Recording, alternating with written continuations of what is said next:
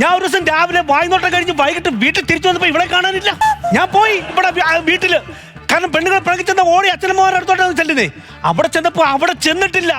അവിടെ അച്ഛനും അമ്മയാണ് പറഞ്ഞത് അപ്പൂപ്പൻ കൊഞ്ചിച്ച് വളർത്തുന്ന കൊച്ചാണ് അപ്പൂപ്പന്റെ വീട്ടിൽ കാണുമെന്ന്. സത്യം പറയാമല്ലോ, ഇവള് പിണങ്ങി പോകുന്ന കാര്യം കേട്ടിട്ടുണ്ടല്ലോ.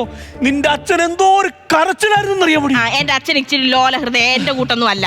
എന്റെ അമ്മ എന്തോ പറഞ്ഞെന്ന് പറ. മരുമാന്റെ മുമ്പ് പട്ടിയെ പോലെ മോങ്ങാത്ത നിർത്ത മനുഷ്യാന്ന്. നിന്റെ അമ്മയുണ്ടല്ലോ, അവരെ കുമ്പിട്ട് തൊഴണം, കാലെ കുമ്പിട്ട് തൊഴണം. അവരെ എന്തോ സ്നേഹമുള്ള സ്ത്രീയാണെന്നറിയാം.